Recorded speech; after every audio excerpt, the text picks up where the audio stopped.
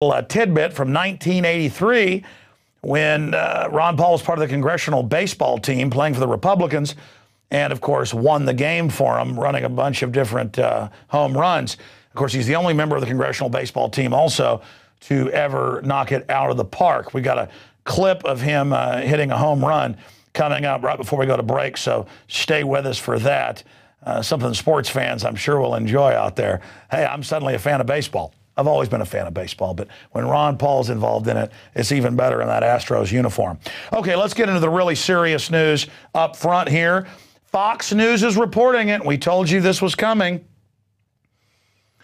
Israel has admitted that they're hiring al-Qaeda terror groups to stage terror attacks inside Iran. And we've had the Brookings Institute and others say a false flag would be great to be blamed on Iran. We've had the RAND Corporation talking about it.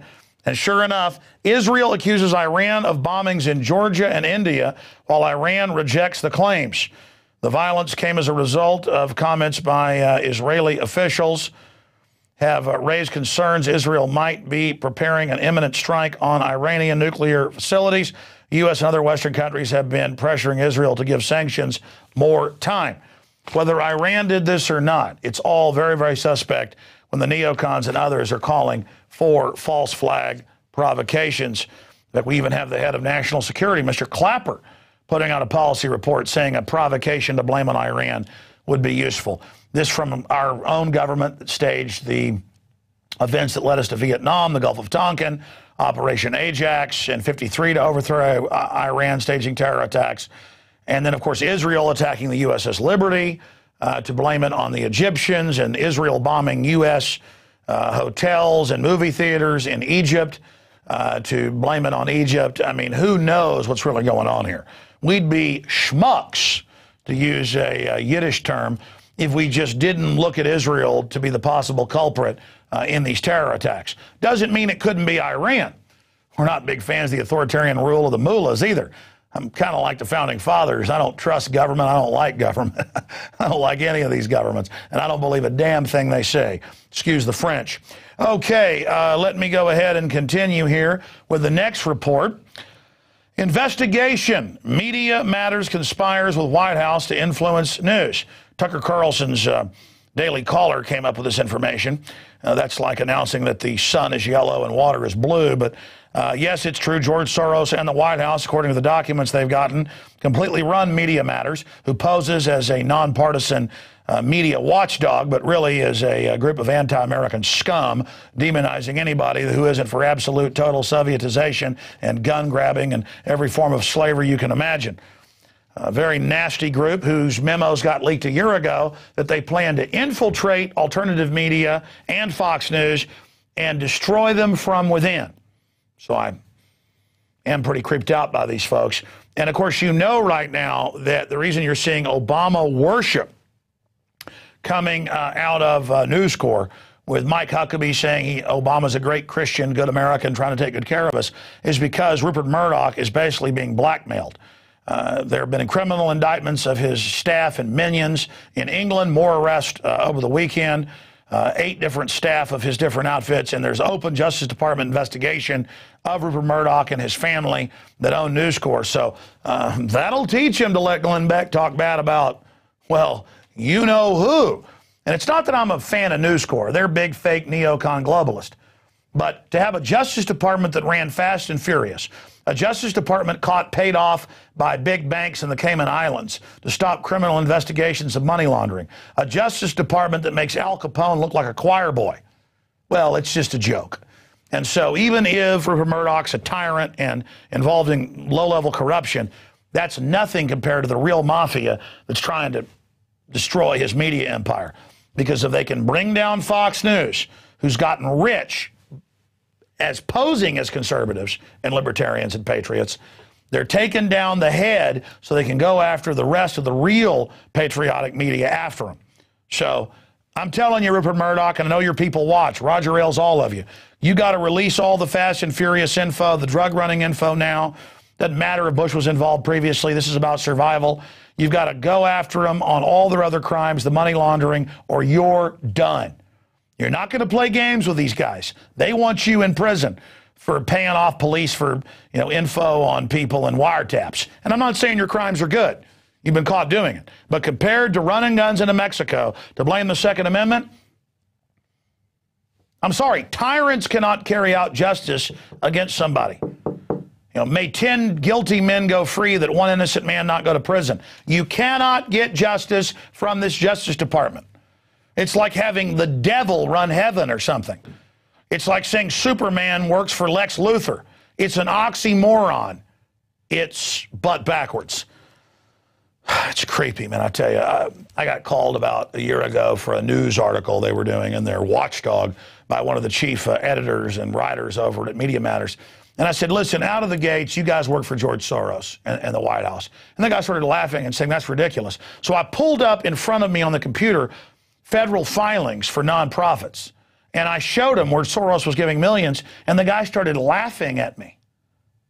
I guess he thought I was the general public that just buys whatever crap they shovel over at Snopes and Media Matters. I mean, I could set up some group called Media Analyst Incorporated or Media, there is that in the real world, no connection to the real group. I'm just, Media Expert Analysis Gold Level, whatever baloney name, we are absolutely nonpartisan or dedicated to the truth.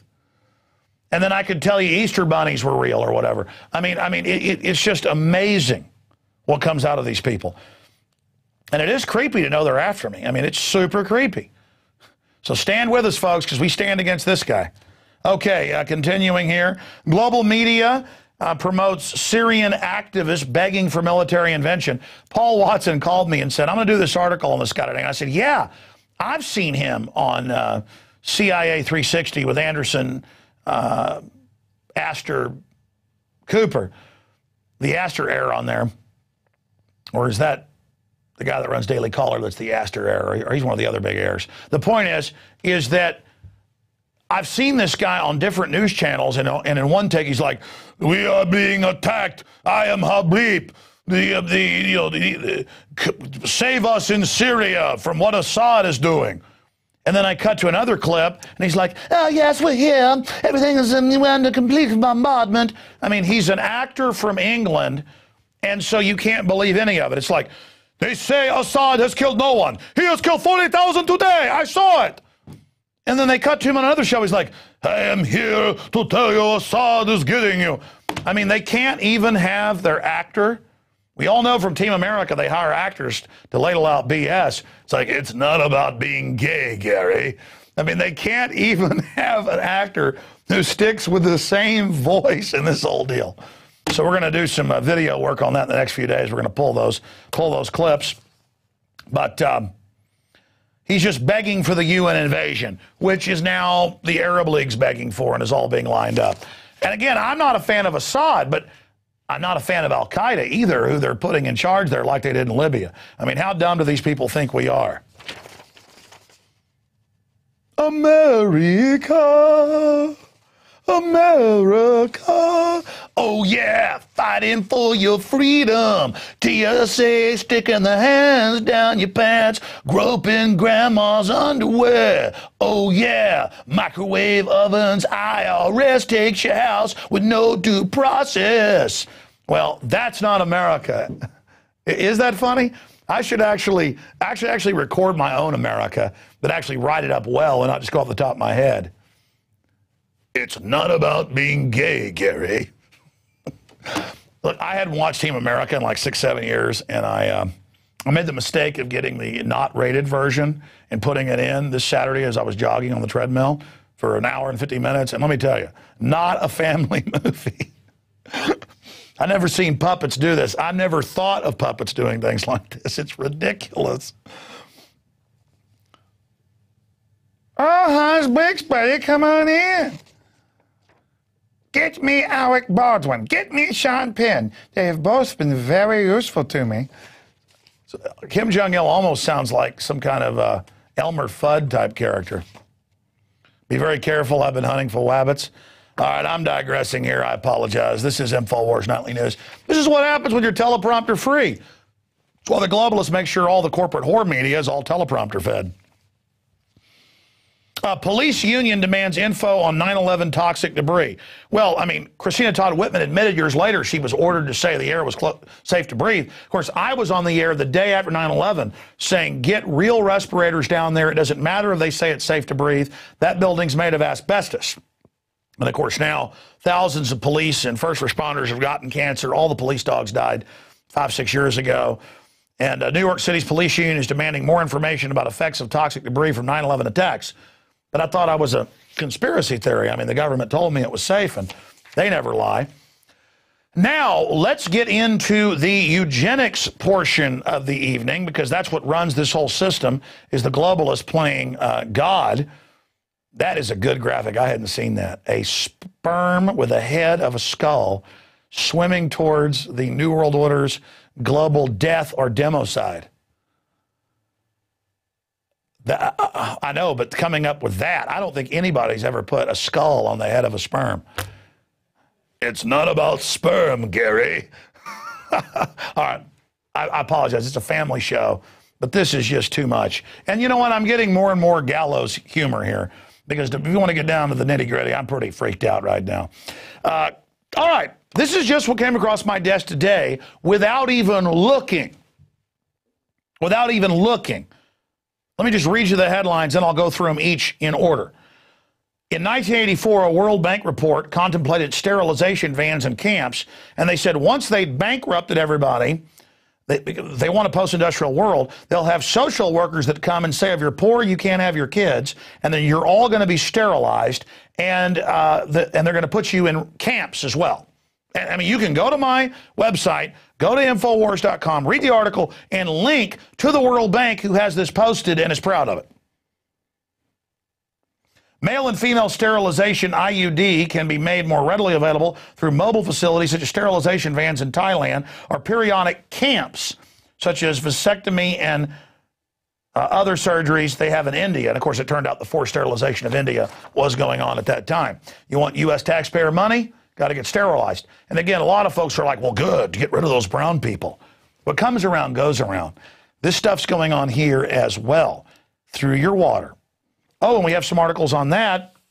In fact, let me skip over the Daily Mail article first and go to the next piece. Michigan is breeding poverty. And the Detroit News calls for sterilants to be added to the water. Since the national attention is on birth control, here's my idea. Like it's your idea you just got. If we want to fight poverty, reduce violent crime, and bring down our embarrassing dropout rate, we should swap contraceptives for fluoride in Michigan's drinking water. Well, let me give you a little newsflash. Fluoride does reduce fertility and does cause DNA and chromosomal damage. And, of course, we have the White House science czar, David Rockefeller. They've already been putting it in the water for a very long time. And it actually came out that they're now in England and areas of the U.S. giving girls Norplant under the skin without parental consent, 12 and 13-year-olds. And telling the kids, don't tell your parents we did this. And they're giving them vaccines in California, as you know, without telling the parents and telling the kids not to tell them. Think the government's out of control yet? It's going to get a lot worse. But here's the Daily Mail article, and they're reporting on a Sunday Times of London report of top eugenicist. President of Yale was a fanatic eugenicist in the worst meaning of the word. And during World War II and then after, during the Cold War, had emergency relocation plans for the elite, Aryan elite of the British academia to get them to the United States, but they would only evacuate the wonderful bloodlines of those folks, according to them. Okay, moving right along from that, we move to Whitney Houston. Now, we've put a viral video out of titled "Secret of Whitney Houston's Death Discovered," and it was not any illegal drugs. She survived all that. And I'm not saying illegal drugs are good. The point is, she survived all that. It is the legal prescription drugs that kill over 150,000 people a year, not counting the 100,000 plus that die from other drug interactions. And this is all on record. Natural News has written articles linking to the government's own documents. We've written articles detailing it. Here's Paul Watson's today. Establishment media hides fact that Big Pharma killed Whitney Houston. Singer died after taking a cocktail of antidepressant drugs. Marilyn Monroe thought it was okay to take prescription drugs, even though evidence shows it killed her. Kennedy was on a bunch of prescription drugs and thought it was okay because his doctor gave it to him. We also have Elvis thinking, oh, he was a DEA honorary agent, was against illegal drugs. And he says, arrest everybody, throw the key away, even though it just sends him to a college of crime, learn how to use more drugs and rob people. But Elvis, God bless his soul, nice guy. He also, of course, died connected to prescription drugs. So it's a scourge, many times more dangerous than illegal drugs. But that's all synthetic so they can patent it. But it's also the big mega drug companies connected to the big banks that actually launder the money from the illegal drugs. So they only make illegal drugs illegal because they're naturally occurring, coca, opium, poppies, marijuana, because they can't have a monopoly on it, and that's why those drugs are illegal. So there's the bottom line on that piece of news. And I got criticized Sunday when it was already being reported Sunday morning that it was prescription drugs that killed her for putting that video out. Now it's totally confirmed, no illegal drugs in her system, but all the synthetic versions of it that are souped up. Okay, shifting gears to Ron Paul. Ron Paul, why I love him. You're not supposed to call election fraud when you see it, but it's happened in Maine now, and he said there's big anomalies. It happened in Iowa, as we've proven. It happened in Nevada. He's #1 in the polls. Exit polls show he's winning, but when 2 to 4% are reporting, that means 90+% haven't reported, the corporate whore media is announcing him the winner. The corporate whore media is announcing that Mitt Romney is the winner, and that Ron Paul is not the winner. So that's what they're doing, and it's disgusting. And even the New York Times is having to admit that he could still win Maine, and he's now going to contest that. Now let me take you to today's quote. A total population of 250 to 300 million people, a 95% decline from present levels would be ideal. Ted Turner, 1996, Autobahn magazine. And I actually have a copy of that in my film, America Destroyed by Design, an actual video of Autobahn magazine where he actually said it. I mean, we've checked that quote. Ted Turner said that, and it is absolutely disgusting. He also made comments at a press dinner about we're useless eaters, kill the general public. And that's in all the official memorandums, like State Department Memorandum 200. Use food against you as a weapon. It's truly disgusting. Some of the other articles that we've got here that tie into the daily quote. Again, Detroit columnist calls for sterilants in drinking water to curb poverty numbers. Proposal that aims to stop welfare dependence from breeding poverty would poison everyone with birth control sprinkled in the water. And again, they always tell the middle class, oh, we're doing this to the poor, like you're going to get involved in it. Or we're only got drones over Iraq for them. Oh, now the drones are for us. And I saw a national poll that came out today that was saying that the majority of Americans, the vast majority, don't want drones domestically. You just like thinking of it as a vestigial power you've got killing other people. No, it's all going to be used against you. And another report here, the Rothschilds want Iran's banks. This is also at Infowars.com. And they're announcing that they want to take those over once they've been bombed to the Stone Age. And another one, EU airlines, carbon tax stirs resentment. China has already barred its airlines from complying with the requirement. And this is a new global corporate tax paid to the private central banks on the world's travelers. They want to shut down travel. That's all part of their Agenda 21 system. All right, as we go to break, here is a clip from 1983 with the congressional baseball teams of the Republicans and Democrats playing each other. There is no footage that's been found or put out where Ron Paul is the only member of congressional baseball teams they've had since the 20s to knock it out of the park. The congressional website says he is the only member to do that.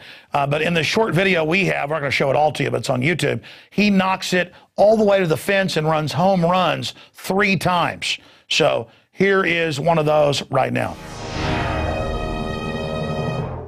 The gear back on. This is a big out here. Ron Paul, a strong batter, right-hand hitter, has a chance to pick up a couple of runs here and really get the Republicans back in this contest after giving up 6 in the top of the first. A little bit below the knees. 2-0. They're playing him very deep, as you'll notice. They're almost back to the scoreboards right now.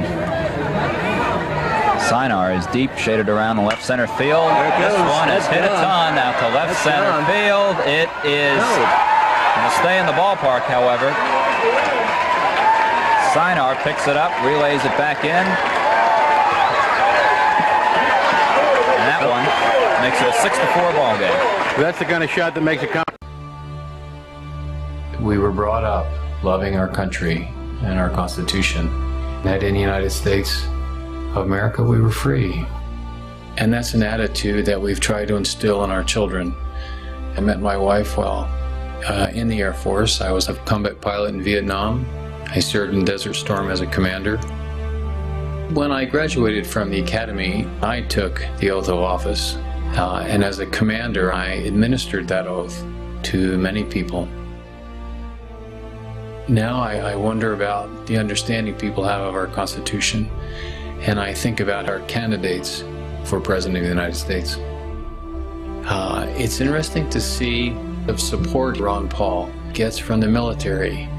And if we think back to the code of conduct and people raising their right hand that they were going to support and defend the Constitution of the United States, why would those same people support in great numbers Ron Paul? I think it's because they know that he supports the Constitution of the United States. It doesn't mean you have to go to war to do it. It means you have to understand what the Constitution is and be a supporter inside of your own country, whether you're in the military or not, of that Constitution, and make the United States strong. And Ron Paul does that.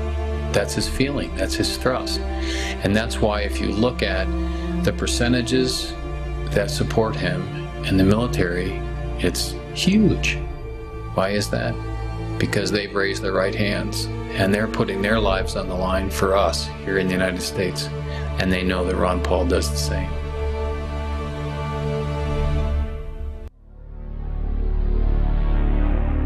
Greetings, fellow Info Warriors. Alex Jones here, announcing the first of many trips that I'm going to take across this wonderful United States that we live in. And we get so busy here at Infowars.com, the nightly news, the daily radio show, the documentary films, and all the other things we're doing, that I tend to never go out and give speeches anymore. And I've got a lot of ideas bubbling around in my head about the history of the New World Order, what makes them tick and how to defeat them. So I'm titling this key speech I'm going to give. It'll run around 2 hours long, Blueprint to Defeat the New World Order. And we're also going to have a surprise premiere of a short documentary film we've been working on at the event. First off, I'm going to be going to Dallas, Texas, Sunday, February 19th, 2012, to the historic Lakewood Theater. And the next Sunday, February 26th, I'm going to be in Orlando, Florida. You can find out more about the events and buy tickets at Infowars.com/events. Now, unfortunately, every event I've ever had, we've had to turn people away. So get your tickets early at Infowars.com/events. There's a lot of crazy stuff going on in this world. And the craziest of all is this explosive awakening. I can't wait to meet you and shake your hand. I'll see you in Dallas and I'll see you in Orlando. Infowars.com/events.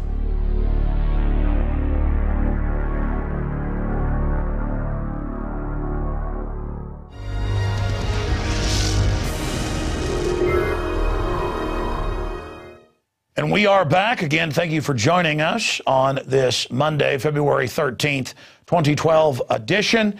We are now joined by Charlotte Iserbyt. She, of course, was the head of policy, or the #2 position at the Department of Education.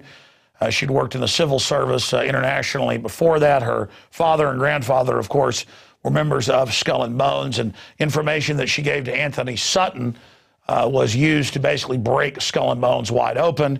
And, of course, we've interviewed her on the radio covering that and produced a special report here for viewers of Infowars Nightly News and viewers of PrisonPlanet.tv. But I wanted to get her on today because she's up in Maine to give us her view on what happened with Ron Paul. Ron Paul has had elections stolen from him before. We know in Iowa, the key areas like Ames, the university, where he was polling 50 to 60%, just didn't show up, even though they were voted at the precinct level. Karl Rove said the trucks were lost with the ballots. They're not carried by trucks. They vote and then post the results. The same thing has now happened in Nevada. They have just a couple percentage points reporting, and they said it was Mitt Romney. And now it's been so brazen in Maine that Ron Paul has come out and said there's evidence of fraud and that they are investigating it.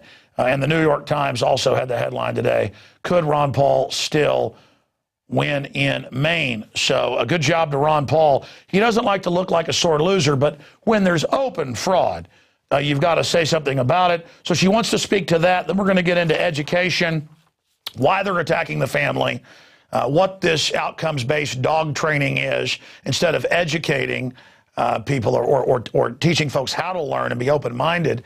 They're basically just conditioning them or brainwashing them with training instead of education. Now, they call the training education today. So we're going to be breaking that down with her and a lot more today. And we're also seeing this trend I want to ask her about before she leaves us, of where schools are now giving Norplant and abortions and even Gardasil shots to children as young as 11 and 12 without parental consent. And in England, they're telling them, don't even tell your parents. So this is the state taking over the family. Everything has really gone into high gear now. And she's going to break that down for us because she's one of the best known, probably the biggest whistleblower ever. With her book, Deliberate Dumbing Down, that I should add, was out of print for over a year, the big Dallas phone book size one. She's come out with a updated and abridged version that's only 500 and something pages long and available, I should add, at Infowars.com. Give this to every educator you know. Give this to the people on your school board. Give this to your pastor. This is full of documents and proves that it is a deliberate program to dumb down our society. Unrivaled work. And by the way, if you don't want a hard copy to give somebody, she's been gracious enough to put her book up for free on her website and to put up a lot of internal documents concerning the dumbing down that have never before been seen. Charlotte, thank you for joining us from your home in Maine. Good to have you with us. Well, thank you very much, Alex. And it is a big day. It's a big day in Maine for two reasons, which really do affect the country, both these reasons. The Ron Paul fiasco probably didn't come as much of a surprise to any of us who understand our Republican Party here that's totally controlled international socialists, as it might come to other people around the country who still think of Maine as being a conservative, rugged, rock-bound coast state. Ever since 1970, we've been going down the hill with restructured government, regionalism, everything you could possibly think of. Our schools got the gold medal from the U.S. Department of Ed in the 1970s for accepting most federal funding of the values-destroying programs. So that gives you an idea how Maine has changed. We're leading the troops now across the country, I think, and I'm going to explain that not just through the Ron Paul fiasco, but through information I received today, which deals with a complete takeover of our education system. There will no longer be private schools that are autonomous. They will be controlled by the federal government through tax money. This all is coming under school choice. I'm so pleased. I got the information an hour ago. I'm not pleased with the subject, but that I'm able to get this out to the people across the country. So that's what we're going to talk about. Now, Ron Paul, of course, he won in Maine. And the fact that he doubled the number of his votes from 4 years ago tells you something very, very interesting about Ron Paul versus Mitt Romney, doesn't it? He was, they say, 200 votes short. Well, it would be quite easy, you know, to have a 200 short vote if you would just eliminate one large, not that much population, but a large county, Washington County up north, where you have most of the Ron Paul people. So there's no question in my mind, and I can come out without sounding like sour grapes. And I don't think Ron Paul's always such a gentleman. Finally, he's indicated that there may have been some hanky-panky. We'll get to the bottom of this. And the most important part of this, though, folks, is that of all the research that I've done, I've been involved since the 70s, and I've lived around the world. I've been in the Foreign Service, Department of Education under Reagan, got fired, all that stuff, wrote books. There is only one candidate that can save this country from being moved into something I know people do not want to hear. They've taken this word out of the dictionary, actually, haven't they? Moved into a communist system of government, A through Z, without firing a shot. And I'm going to go through that with everybody today. And it doesn't make me happy to be able to give you this documentation. It has happened, folks. Good. You know, maybe it had to happen. You'll know it's true when it happens to you. It has happened today. And Charlotte, I want to get into that, but since you raised the Ron Paul issue, last week on the Nightly News, we showed the graphs where on average he got about 120% increase from 2008 in every state. In some places, over a 260% increase, or 2.5 times or more what he got. In every state, including Maine, he got over 100% more. But Nevada, he got the exact same amount of votes that he got 4 years ago. And the reports coming out of fraud. But then in Iowa, we were told there was fraud. And then 3 weeks later, the Associated Press had to admit they're throwing the whole Iowa thing out, but just giving it to Santorum. So now that election fraud's being admitted, they just move on. It's like Stalin said, I don't care who you vote for as long as I count the votes. But we have all these numbers, and look at how they've ignored him in the debates and given him, 89 seconds in the CBS debate, or the least amount in all the others. How they kept saying he can't win. And despite all that, he's still coming in first, second, or third place. No doubt he's the front runner. All over the country, Ron Paul signs are everywhere. He's winning all the straw polls, all the other polls. We're seeing fraud out in the open, and we're seeing Mitt Romney, Mr. Carbon Tax, Mr. Open Borders, Mr. Abortion, Mr. New World Order, being pushed by the system. You gave me a gift a few years ago when Rob Dew came back from interviewing you. It was a license plate from Maine, Ron Paul Vacation Land. We're going to show the viewers that. But, I mean, it really is sad that Ron Paul is the real winner, and the Soviet-style globalists are going to steal it from him. Yes, and as you really finished my sentence for me, Alex, that's pretty good. You usually aren't able to hang on to the end of my sentences as well as you did then. But anyway, you did. You finished what I was going to say. Ron Paul, I've been this for years, as I pointed out before. Ron Paul absolutely is the only candidate that will save our way of life in the United States. And I want to point out that's a way of life for all of us, not just Republicans and Democrats and Catholics and Baptists and atheists. We're all one. We're Americans. We want to live under the Constitution. We don't want to live under UN Agenda 21. By the way, Rosa Kari did a beautiful job yesterday explaining what's going on out there with sustainable development and all, which is nothing but communism. So Ron Paul's the only one, and that's why they're terrified of him, because they can depend on Santorum and Gingrich and Romney and all the rest of them. They can be depended on to implement the international socialist communist totalitarian system, which Rowan Gaither at the Ford Foundation told Norman Dodd in the hearings in the early 50s was the plan to merge the United States with the Soviet Union. And that is exactly what we're looking at right now. And what I wanted to talk about, and I don't understand why this screen is black, but it is. And maybe it means, I don't know whether you can still see me, Alex. No, we can. You're doing great joining us from Maine via... What I want to talk about, what happened today, verifies, and I wish it didn't, all the work all of us have done in regard to school choice. I'm going to read you something from the Maine Teachers Association.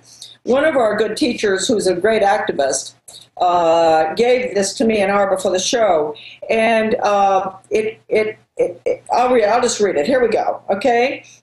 News brief. Leading the way to great public schools for every Maine student. Our governor, who we really thought was going to be a good conservative, has turned out to be everything but, right? He's totally controlled by the neoconservative Heritage Foundation and all of those groups. We have to remember that the left is having the right do its work for them right now. They have always worked together. There's no difference between the left and the right in this country. And as long as people believe there is, we can never solve this problem. They would divide and conquer. So here we go. Governor LePage attacks profession and public education.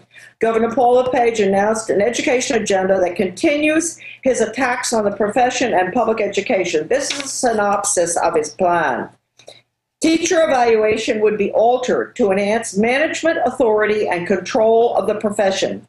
The definition of a probationary teacher who can be terminated with broad discretion is expanded to include a non-probationary teacher who demonstrates 2 consecutive years of ineffectiveness. The new definition of probationary teacher would go into effect this year. Evaluation systems must include multiple measures of effectiveness. This is for school to work, including student achievement as a significant factor, must be conducted regularly and must provide specific, timely, and relevant feedback. These evaluation systems are to be used for making personnel and staffing decisions, including reductions in force. Now, this is the biggie. An open enrollment school choice would be authorized, allowing students to attend the school of their choice, subject to minor restrictions. Let me point out here, this is all tax supported. That means that all the public schools, the private schools, the Catholic schools, the charter schools, the alternative schools, because they're all going to be receiving tax money, which means they're going to have to adopt the international, national, federal assessment system. And let me stop you right there before you go further, because people hear about making teachers do their job, all this stuff, getting rid of public education. Sounds good, as you pointed out, but what they're really doing is saying Bill and Melinda Gates put in maybe 1% of the money, the government puts in the rest, and they're taking over all the private schools, just like through faith-based initiative, they're federalizing all the major denominations of churches. Exactly. This is this centralized system. And you notice that Obama came out last week and said he's pardoning people with No Child Left Behind, as if he can pardon states. It was always to test, as you pointed out, the dog training to make sure they were dumbing you down. So, of course, they're going to pardon that the test scores are going down, because, as you've pointed out, that's what this is all really about. Please continue. Yeah, they don't want people. James Block, one of the leaders, said it's really not fair that some people should be brighter than other people. We've all got to be equal. You know, it's sort of what you call the redistribution of brains. So here we go. Open enrollment school choice authorized for students to attend the school of their choice. Doesn't that sound nice? Okay, now, here we go. Students can elect to attend public, private, religious, or for-profit schools.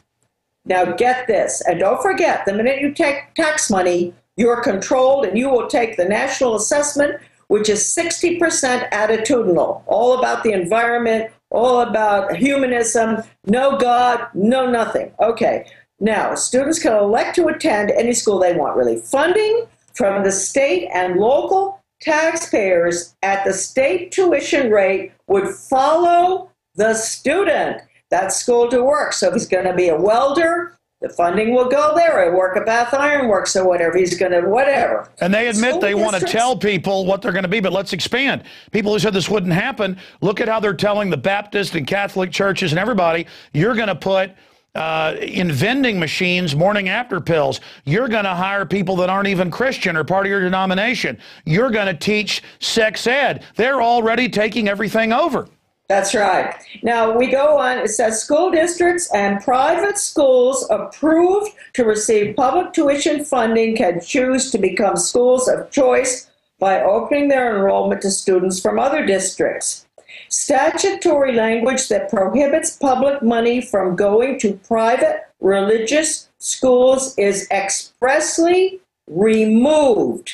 That means all laws that prohibited tax money from going to private religious schools are removed. That violates First Amendment. That violates what this country was founded on, and that is the complete takeover of private education and religion right there. Congress shall make no law respecting an establishment of religion or prohibiting the free exercise thereof.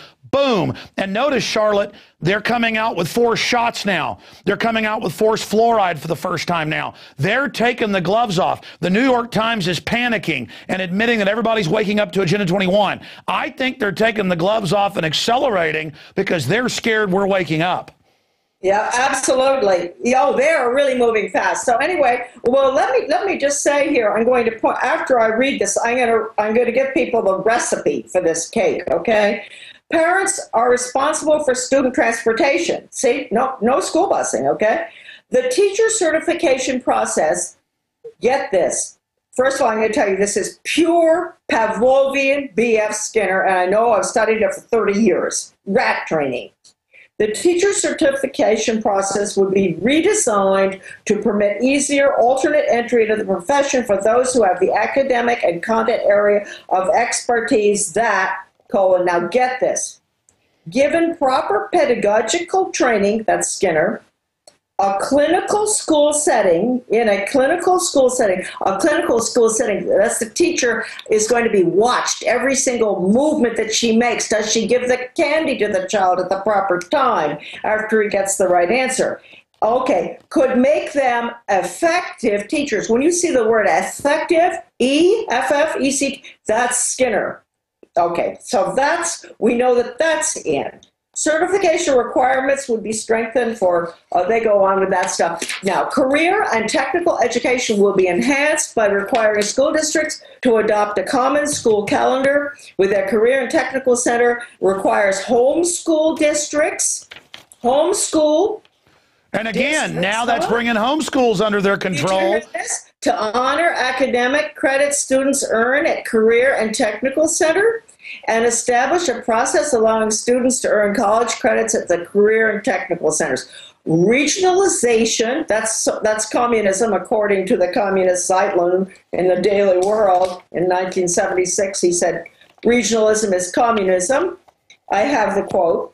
Regionalism and collaboration among school districts will be supported by a $5 million fund for the efficient delivery of educational services. Now, we just got that today. Now, Alex, people have got to look at it this way. All you housewives out there, you moms and all, or you guys who love to mess around in the barn and build things, don't you have to have a plan? A recipe? All right, this is the recipe, and I'm going to read you what has happened. The recipe to change America from a constitutional republic with its Bill of Rights and all that to a communist planned economy follows. We'll go through it. It's very short. Okay. 1, regionalism.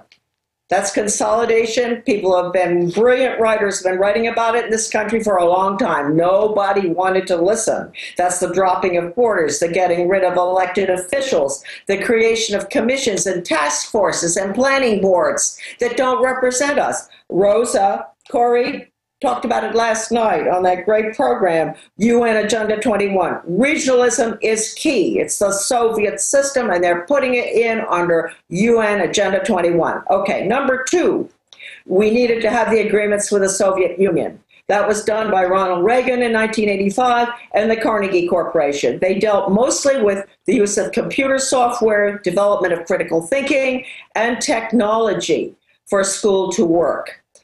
Now, the method, Pavlov, Skinner, that's the computer. The computer is Skinner's box. School choice was always very, very big.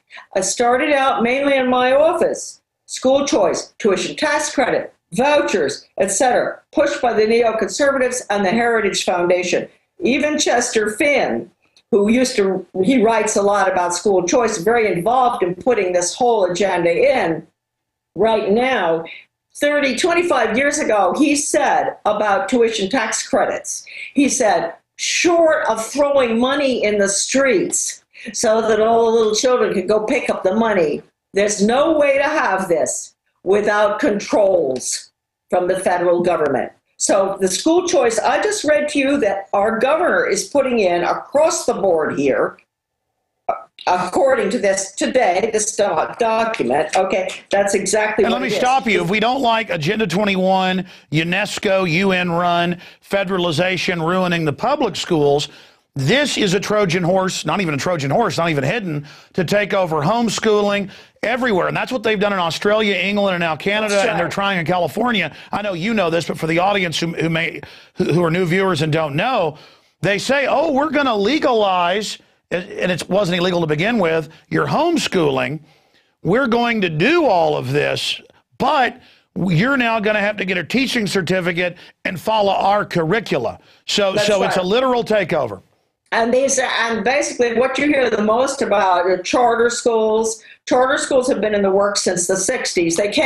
The idea came out of the Aspen Institute, which is an internationalist, globalist, communist organization. It came out of there. Charter schools are being used all over the world, folks. In case you think this is a nice little local American idea, it is not. Charter schools had to be designed. They were designed basically by public-private partnership between the corporations and the administration to set up special design teams to do everything other than really academics. And that all came under, well, that was under George Bush, but a lot of it was started under Ronald Reagan. Ronald Reagan, I'm sorry to have to tell you this, he was the initiator of public-private partnerships. In 1982, I was the liaison with the White House. They sent me over there to be the liaison with a public-private partnership agenda, and it was called the Private Sector Initiative. And I asked someone there, I said, what is going on here? Isn't this corporate fascism? And this lovely lady said to me, well, I don't know that anybody ever looked at it that way. Well, I was immediately removed, from my job as liaison right there with the White House. But I want people to know that it was Ronald Reagan with Ed Meese, with Weinberger, etc., who created the concept of public-private partnerships in order to implement the Soviet system. And it was George Herbert Walker Bush who got us into Agenda 21 at the Rio conference, who got us into the carbon taxes, just like it's Mitt Romney now, and Newt Gingrich, who supported it with Al Gore. The point is, this is what the mega corporations want. All the leftist environmentalist people need to understand. It was Ken Lay came up with the carbon tax plan. This is all a giant scam where the corporations basically merge with government. It's not true privatization. This is a total takeover where the government with select corporations picks the winners. Well, this is the Communist Manifesto spells it out very well. You can tick off everything in the Communist Manifesto, and you're going to see that that's what we're putting in, including Pavlov, including evolution, teaching of evolution, including school to work, including the partnership with the government. Sure, the communists had nothing but government, but they also had industry, right? So the government had a partnership with industry. Well, what's the difference between our government having a partnership with industry? It's the same system. It's used in Cuba. It's used in Well, let me stop you. They talk about state-run education, which this is corporate fascist state-run. They talk about a private central bank, a graduated income tax, everything that's in the Communist Manifesto, they're now setting up here.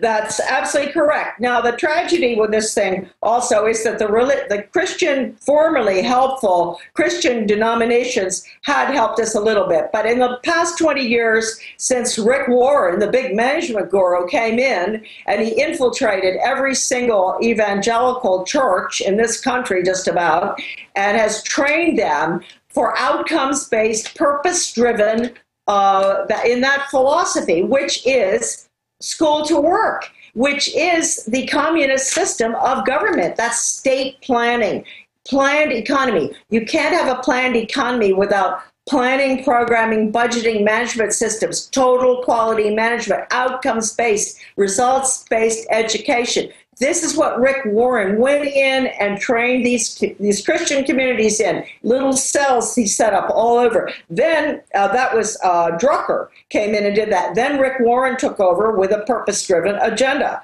Now, folks, this is the tragedy of the big thing. Back in the 70s in Maine, we got a hold of a very important paper on community education. Actually, I found it in my own school district. And we did a lot of research and a huge 2-inch binder with tabs and all. Our research wasn't quite as good as the research that's at my son's website by Ruth Feld. Type Feld, F-E-L-D, into the website AmericanDeception.com. You will have the most extraordinary paper, quite lengthy, with charts and diagrams on something called community education.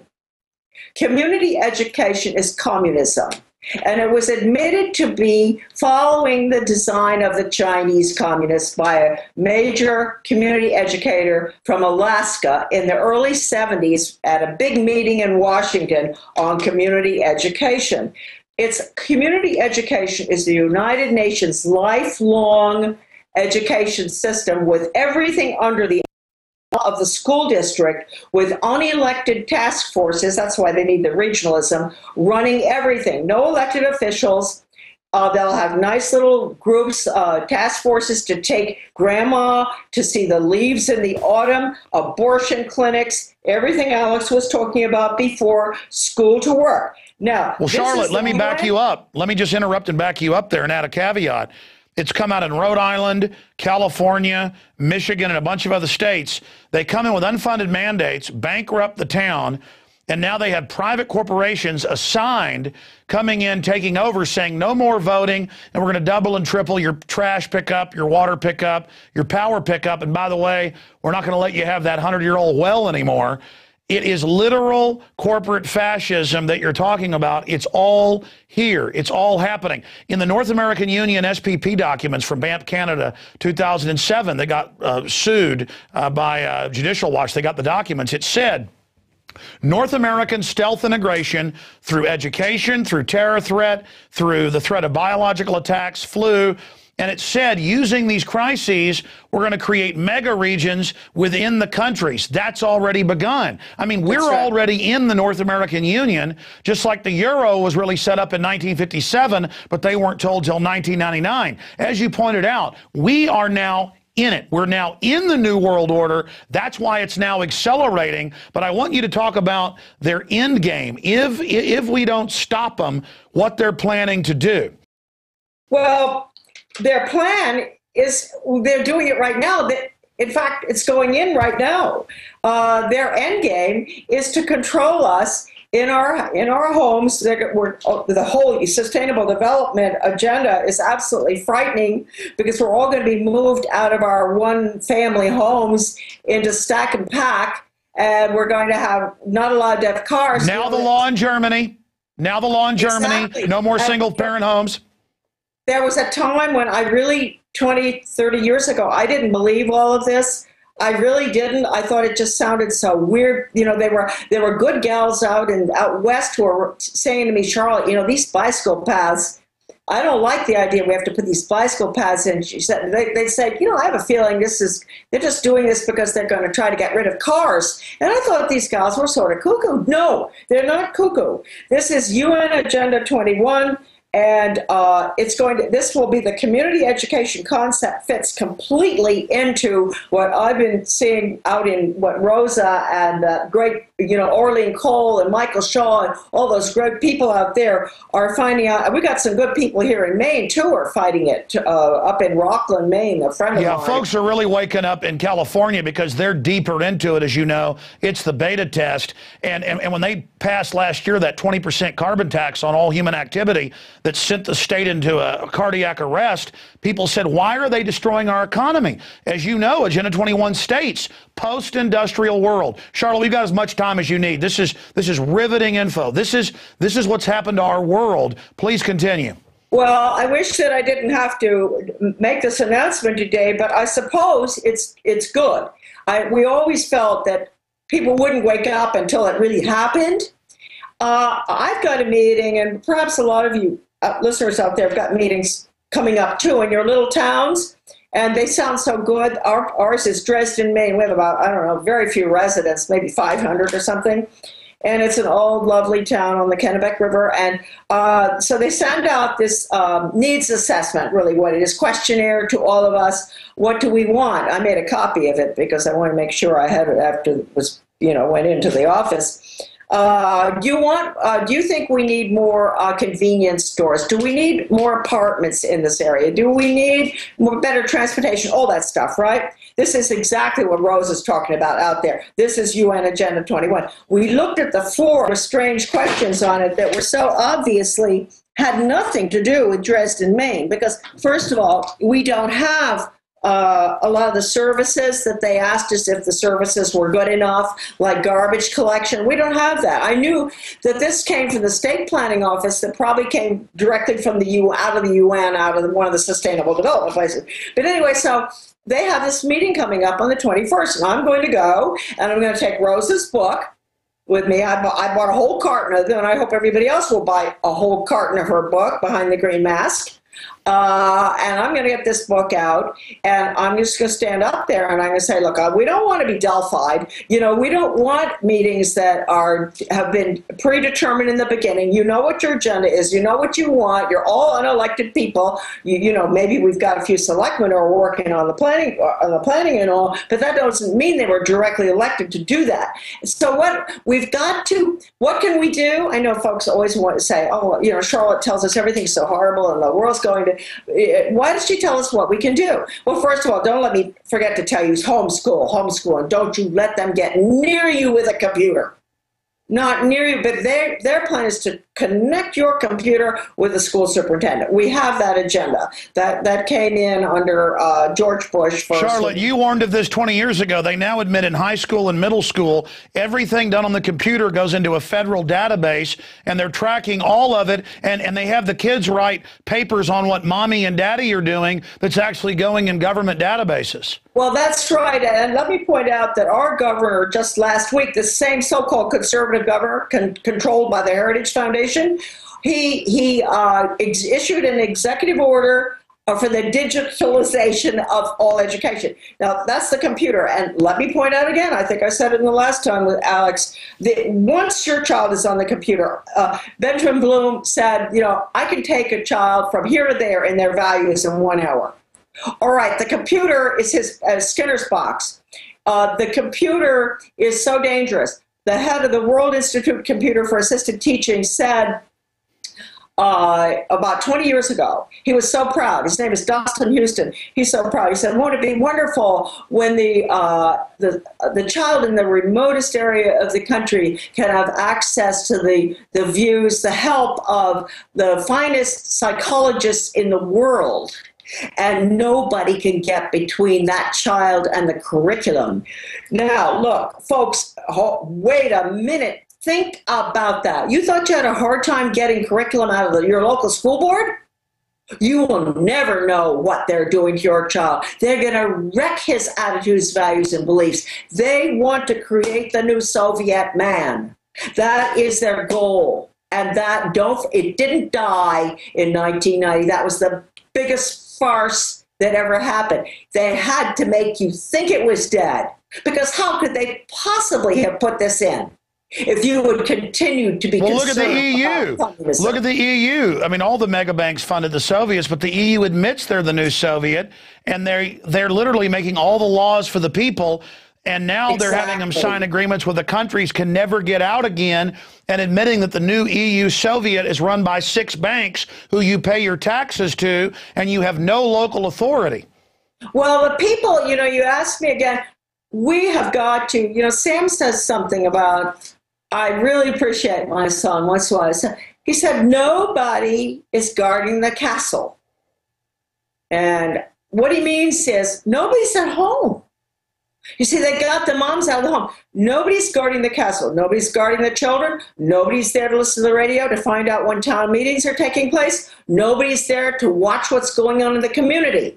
Nobody is guarding the castle. The castle is our home. They want to take our castle away, too. You know, they're going to take the older people's castles away. In England, you heard that, Alex. Anybody, you know, in their late 70s or 80s who lives in a lovely house in a beautiful property, they say, no, that's not fair. They should get out and live in a nice little assisted living place. I saw that in the BBC. They're now saying you own your own land, you're going to be forced to sell it and move the other people in. Absolutely. So people in the castle, please, folks, maybe you're not guarding your castle. You're both going to have to go to work. Maybe there's some people who are out of jobs now who better take up the mantle and try to save this country and go to every single local meeting. Get my book, because that's the history of it, The Deliberate Dumbing Down of America. It's political history as well in there. Get it, buy it in boxes, get cases of it, and get Rosa's book, Behind the Green Mask. Those two books, there may be other books out there, and I don't mean to, cut other people out of that, but I do believe you cannot do anything unless you are informed. You have to have ammunition. You can't win a war without ammunition. The ammunition is in my book and Rosa's book. All right, let me stop you again for a moment here. Again, former head of policy, #2, Department of Education, when you discovered all of this, and again, the book, Deliberate Dumbing Down, and now the Behind the Green Mask are both available at Infowars.com if folks want to get those and support both the authors and our operation here. This is a new type of authoritarianism. It's creeping.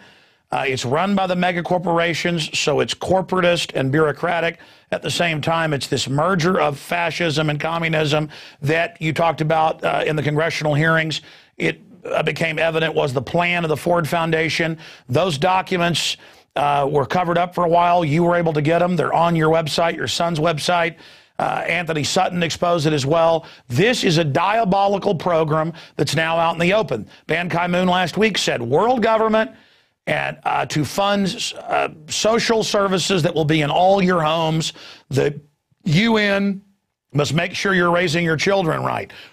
He was being honest. World government to be in your house. World government to be on your farms. The predator drones watching the farmers, watching the rural people. They want us under Agenda 21. And here we are. It's happening. It's unfolding. And I don't want people to be scared because the globalists are freaking out saying there's a huge awakening. But we've got to wake up to what's going on. We've got to wake up to what's happening because it's now unfolding right now. But I wanted to specifically ask you about where this stuff came from. I know that in an earlier interview you broke that down, but break down where it came from, how the eugenics ties in. Well, I think that the eugenics goes all the way back to Germany, and the families that financed all of the eugenics thing. That's not my field, Alex. I mean, I know about it, but I'm not one to give a lecture on eugenics. But it does come from I think, and I don't like to admit this, but I do believe that the order at Yale, more and more research that I do with the help of Anthony Sutton's great book on the establishment, I believe that's where it came from. That's the Illuminati. And in Germany, the order was based on the Illuminati, and then the order was responsible for sending educators over to Leipzig, Germany, to study under Wilhelm Wundt. And we can trace his grandfather was a member of the Illuminati. Very interesting. Wilhelm Wundt is the founder of operant conditioning, that the Skinner-Pavlovian method. Pavlov didn't invent it. He went to Wundt's laboratory and learned how to, through stimulus response, through the nervous system, neurological responses, how to control people's behavior with rewards and punishment. Okay? Pre-programmed responses. But Charlotte, there you go again. You're always saying you're not an expert. I've researched your Wundt info, your Skull and Bones info.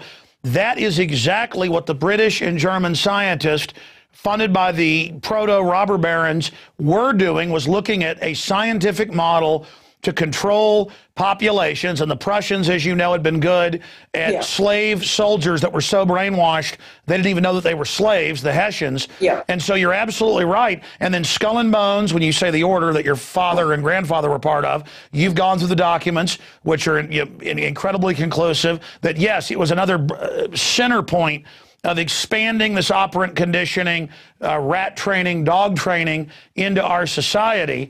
And so you are an expert on this, and that is eugenics, and that's where it all came out of, was in that study 250 years ago of how to scientifically control people. And so out of it came the operant conditioning, the eugenics, all these schools, which then the system built as our modern world that is almost complete and is really a false reality. I mean, it's a false artificial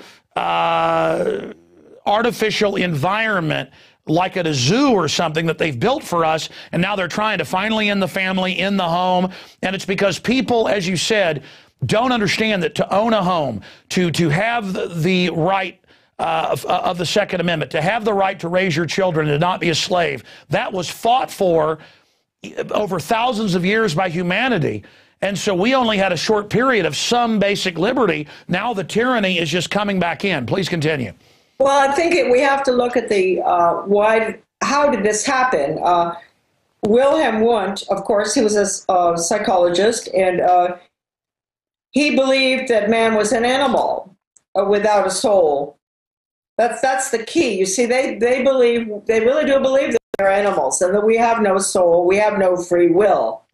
And if that's the case, then we can be trained to do what they want. It's very, very simple. It's a tragedy. And as C.S. Lewis said, you know, when education, when we give up on education and we move towards training, civilization dies.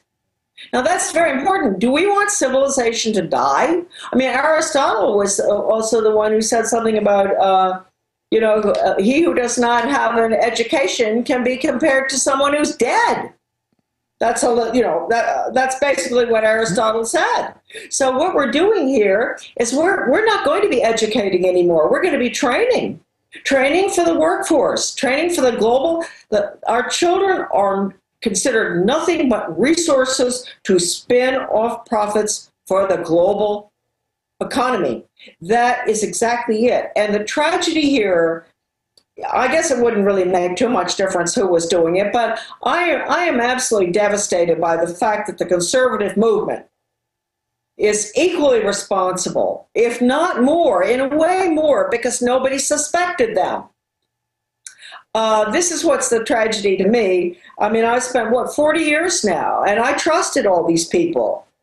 And they may not all be so bad, but they won't tell the truth. You know, if you tell the truth, you're on the you-know-what list. And they're not telling the truth because they want to keep their organizations going, keep funding coming in. And that makes me sick because it's our children's futures. And we're giving the whole world to the scientific dictators when their white papers are all public. Going back over 100+ years, we see them following their program of a bunch of inbred royalty that funded eugenicists and psych warfare experts for brain war, as Hitler called it. Yeah. And look what they're producing. When you believe that humans are made in the image of God and can reach for the stars, you get Beethoven, you get science, you get space exploration, you get beauty, you get strong families. I didn't know you had that sort of beautiful side to your means of expression. That's beautiful. See? But just to finish that statement, when they believe we're ugly animals, look at the fruits of the New World Order now that they've been in control. Uglier, dumber, just filthy. Just the culture is like a sewage pipe busted open, and the elite themselves are not immune from this. It's blowing back on them, and they're becoming more and more twisted. I mean, they have opened hell's gates.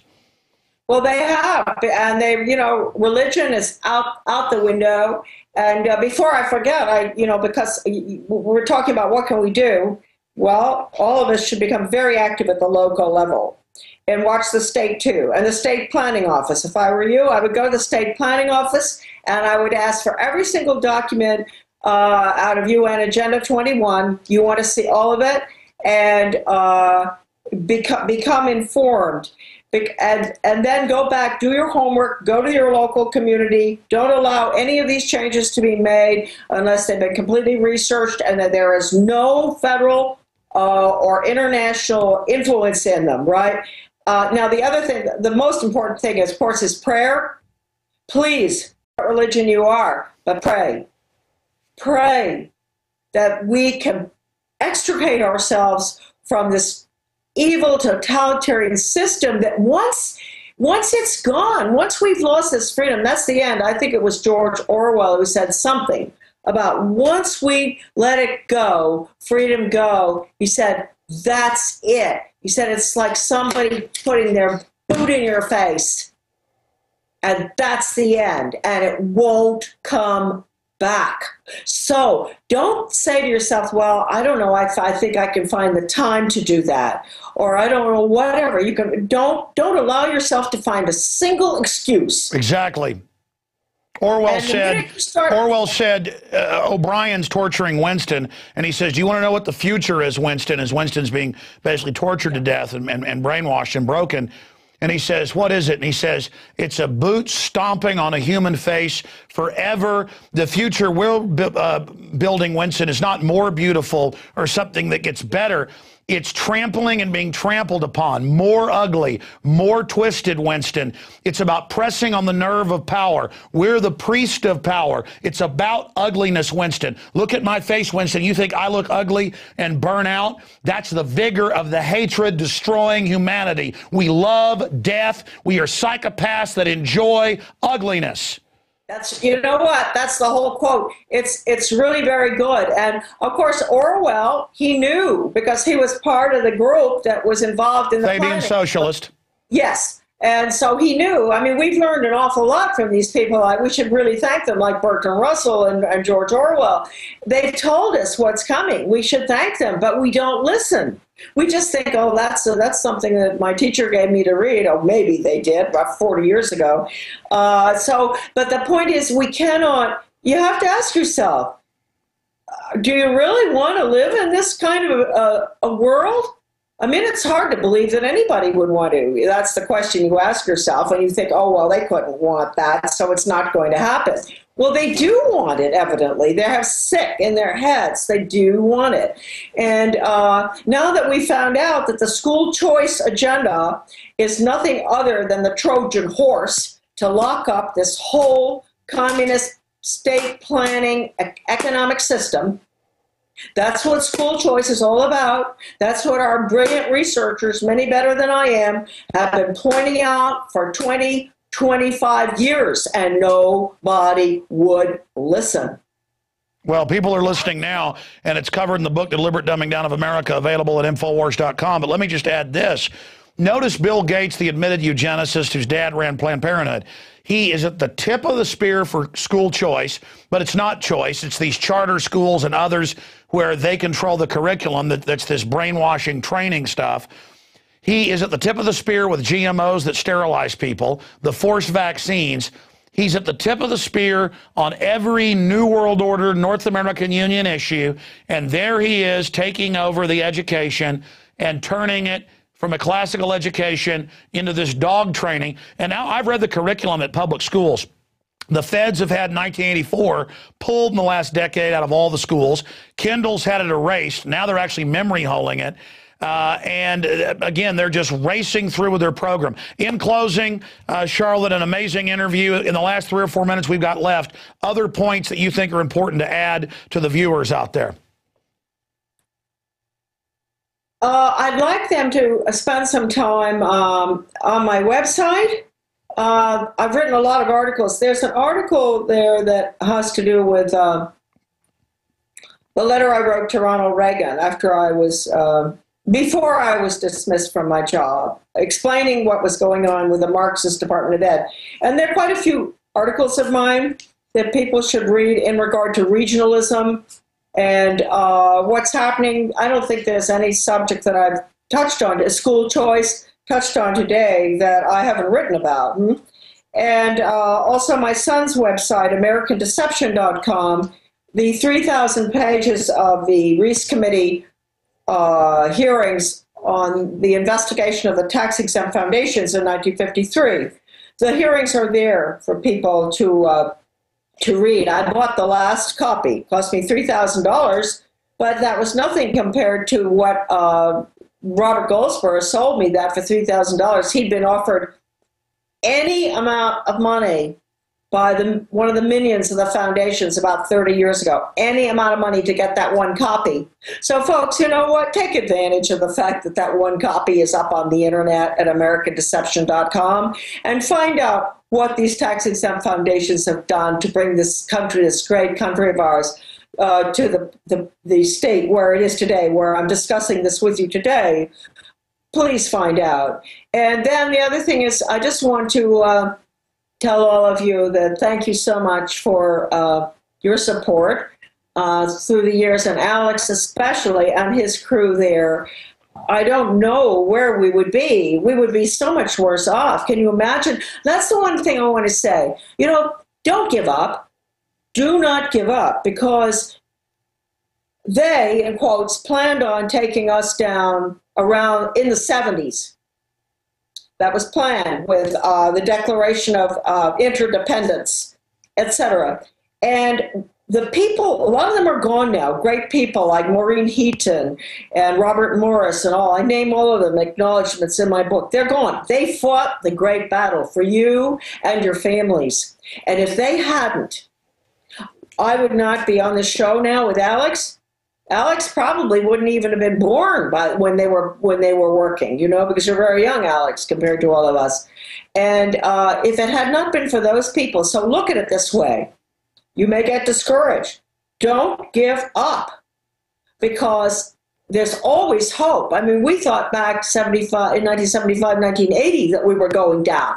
We didn't, because of the work of all these great people, many of them whom are now gone. You're right. Let me just add a point there now that you raised that, and because this is so deep what you're talking. I think this is the best interview we've ever done, Charlotte. It covers so many facets.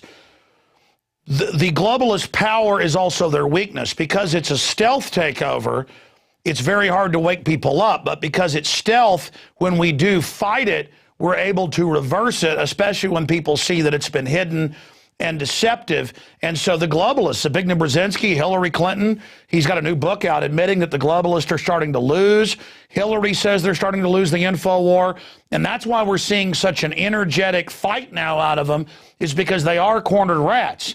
That's why they want to kick off new wars. They want to do all of this false flag terror attacks to try to scare us back into submission. But the sleeping giant is awakening thanks to your work and so many others. And now, because you were there 20 plus years ago, and other people 30, 40 years ago, because you were there 30 years ago and got laughed at, now that all this stuff's coming true, and global government's being admitted, and global carbon taxes, and now that they're admitting all this evil, and now that they see when states are trying to pass laws for forced inoculation and laws for forced fluoride, and now that people are getting CPS visits over homeschooling, I mean, we're now to the line. We've held them, but they've still kept pushing, and now it's right up to the point of where now the authoritarianism, the NDAA saying they'll secretly arrest citizens and have us disappear into black holes, the SOPA bills for censorship. I mean, the enemy has uncloaked, Charlotte, and I think what you're saying here today is now is the time that they've uncloaked, and people are really ready to finally wake up. They're uncloaked because they've uncloaked to fire on us. It's like a Klingon attack cruiser. It's uncloaked because it's firing on us right now. I mean, this is it. This is it. I don't know how to break it down for folks. 10 years ago, I got chills once a month when I saw a piece of news. I get chills every 5 minutes now. My sixth sense. Can you feel it as well? Oh, yes, I can. And I think, in terms of what they're doing out in California, there's no reason why we can't all be doing the same thing. And in that, I watched those videos out of the Bay Area, right? Yes. And there was a very important testimony from a young man who said that, I think he came from Eastern Europe, Romania. Yes. And he talked to these regional types that are trying to ram this communism down the throats of the people in the Bay Area. And he said, look, you may have the best interests of all of us at heart, but you don't know what you're doing. He said, this is the system of Eastern Europe. He said, this is the way we lived. And he said, it was horrible. We didn't have enough food. We didn't have this. And what are you doing? And that was a very, it's always good to have someone who's been through it to come out. And then the other thing, Alex, that I just noticed, and this must be going on in all the states right now, we're reshaping our whole form of government in our state. And I don't know whether you all have this going on, but Brookings Institute came into our state about 4 years ago. And then the Heritage Foundation took it over. And it's a report. It calls for reshaping government, reducing the legislature size, dumping outdated programs, chop the number of counties in half, judge state programs by what? Outcomes? Okay, it goes on and on. Now, this is our conservative governor who accepted this report from Brookings Institute. So watch your state. I think I talked about this about a year ago with you, Alex. You did. Yes. Yes, we did. So they're changing our whole form of government. They're dropping borders. They're getting rid of half of our legislators. They're saying your state doesn't get your own money we took from you unless you pass our little federal test. They're turning us into a pigeon or a rat trained to do the problem and get a piece of grain. Well, there's a very interesting quote in my book, Deliberate Dumbing Down. It's from B.F. Skinner back in the 70s at a meeting up in Mendocino, California, of behavioral psychologists. It was top secret, that meeting, right? And he said there that in the future, we're going to have a lot of upheaval in this country because people aren't going to want to have to go along with the requirements of the environment and ecology, like we're talking about today, right? People are going to get mad. And he said, rather than using the police and all, he said, the best thing is to use operant conditioning, rewards and punishment. Now, that's a direct quote. It's in my book. Now, what you see right here going in is exactly what Skinner recommended back in the 70s. And he said, better to do that than to use the police. So right in our little town of Bath I used to live in, we have, as people know out there, community-oriented policing system. Now, if grandma is crossing the street with a bag of groceries and somebody helps grandma, they're going to go up to that person and give them a gold medal. Now, I'm not kidding, folks. That is going on right here. If you do what the government wants and the police decide what's the right thing to do, whether it's a good deed or not, they give you a gold medal. Now, they're keeping a record in the computer in Augusta, our state capital, of all the people who do the good deeds. Now, I think also they're probably keeping a record of people like myself. No, that's priming the pump to put people in there who said bad stuff about the government, but they start the database in a way that sounds good. And now in Texas, they tried to pass a law that if you've spoken bad about the government or police, they put it in a database. So, yes, it's Pavlovian training, priming the pump. For your mandatory volunteerism, you get your taxes cut and stuff, correct? Community service. And the thing is, the bottom line is this, Alex. Once a human being becomes conditioned to getting rewards for doing what the government wants, they are never going to take a stand against the government for fear of punishment. See, this is what we're developing. We're developing people that are totally dependent upon rewards for doing what the government wants.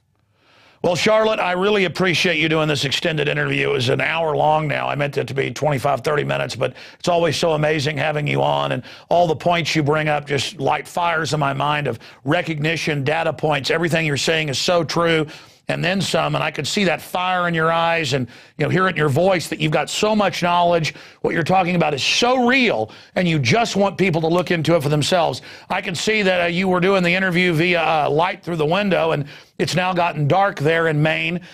So I think that's a sign for us to end this interview. I'm about to end the show, and then I'm going to come back and say bye to you at the end, but you're a sweetheart, and we would be in a lot more trouble today if it wasn't for you and doing all the great things you've done. Well, you too, Alex, and all your great listeners and your staff. I just love those young guys. I really want all of you to come up here and visit. We'll just have fun. Rob Dew said, and Aaron and others said it was really great hanging out with you. He said you made them great dinner and cookies, too. Oh, I was pretty tired, but it turned out okay. I think there was a little bit of wine that evening. Oh, and cigars. I wasn't going to mention that part. Oh, yeah, and cigar. Well, you know what? We all have to keep our sense of humor. We have to continue. Hey, I want one right now. All right, I'll say bye to you in a sec. Thank you, and thank your son, great patriot in his own right, for driving up to your house to help you with the Skype. Thank you, Alex, and goodbye, everybody. All right, there she goes. What a great lady. You can't just have her on for 25 minutes. That's why I'm kind of bemoaning cutting the show to 30 minutes and getting her ready for TV. We've kind of been in the beta testing mode right now. We're already reaching over 1 million a week just on YouTube and places like that. And, of course, you, the subscribers watching it live, the tape shows we air at 7 o'clock. Sometimes we do it live. An amazing interview with her. Folks, this is real. And it's so creeping. It's all wrapped in this sicky sweet propaganda. But when you find out this is really true, I know you'll want to take action. And I know a lot of you know it's true, but do something about it. Don't you have a fire in your belly if you knew your neighbor was stealing stuff out of your garage? to, catch him doing it again and punch him in the nose. Well, aren't you mad at the globalists trying to wreck our society and take over land of the free, home of the brave, and use America as an engine of evil empire worldwide? The globalists, what they're doing is so evil that if we just call them on it, they'll fall like a house of cards. Get the book, Deliberate Dumbing Down of America, at Infowars.com. That's an amazing book. Support the author and our operation as well. We've got a 15-day free trial also still running. If you want to check out and try out prisonplanet.tv, if you're watching elsewhere on the web, I want to thank all the members. You pay it forward. You fund this entire operation so we can produce the news every night that then purposefully leaks out to millions. So God bless you on that front as well. And great job to the crew. They just do an exemplary job, even with a skeleton crew while Rob Dew is on vacation. And we will see you back, Lord willing, tomorrow evening, 7 o'clock Central, and at prisonplanet.com and Infowars.com. I'm Alex Jones signing off from the front lines of the Infowar.